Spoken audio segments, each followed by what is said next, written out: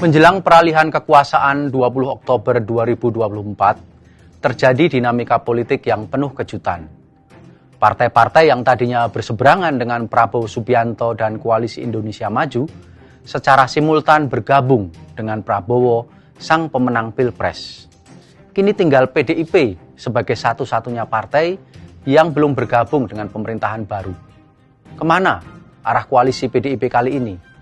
Ikuti analisisnya bersama saya, Toto Suryaning Tias dalam Bongkar Data.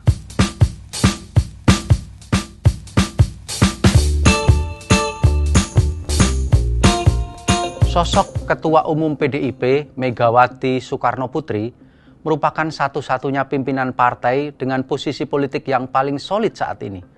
Secara internal, pamornya masih terjaga. Secara eksternal pun demikian.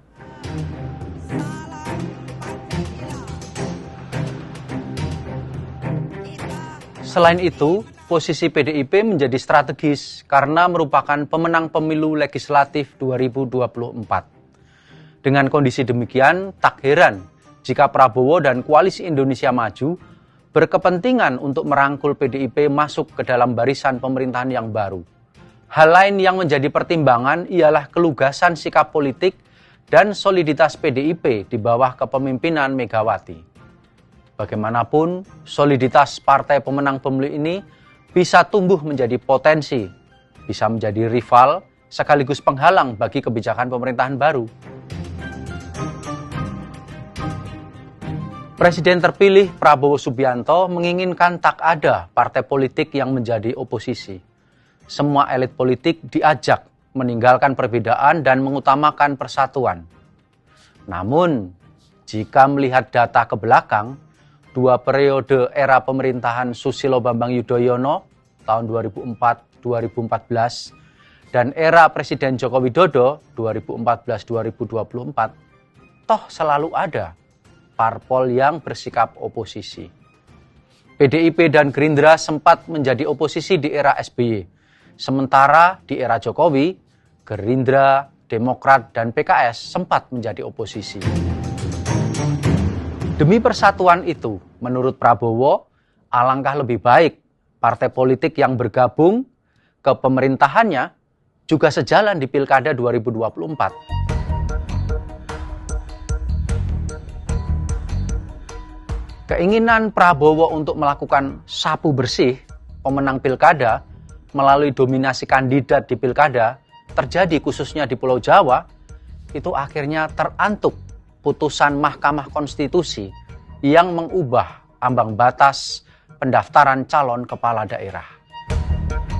Aturan baru pencalonan kepala daerah itu berakibat perubahan mendasar konstelasi sejumlah daerah yang tadinya berhasil dikunci oleh Kim Plus.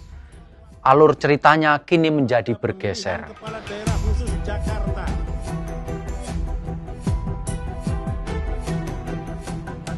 Elit politik parpol-parpol di dalam Kim Plus yang semula menginginkan kesatuan koalisi akhirnya menyerah pada realitas politik yang terbentuk dan menoleransi perubahan-perubahan dalam pencalonan kepala daerah.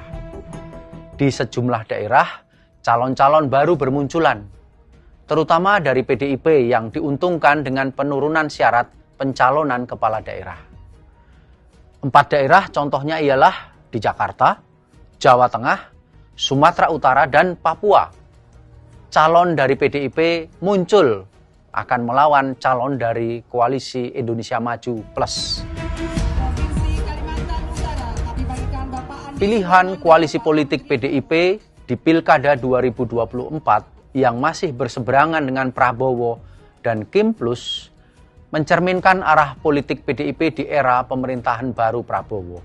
Hingga saat ini, PDIP masih kukuh mengandalkan modal politik yang dimiliki sendiri.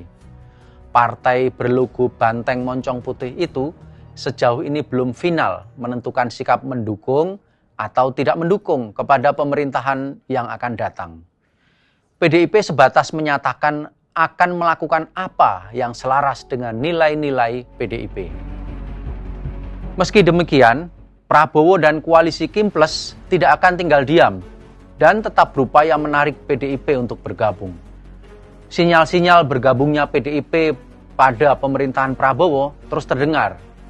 Menariknya, sinyal bergabungnya PDIP dalam pemerintahan Prabowo mengemuka di tengah jarak politik antara PDIP dengan Presiden Jokowi. Bagaimana kelanjutan arah koalisi PDIP? Ikuti terus ulasannya di Bongkar Data.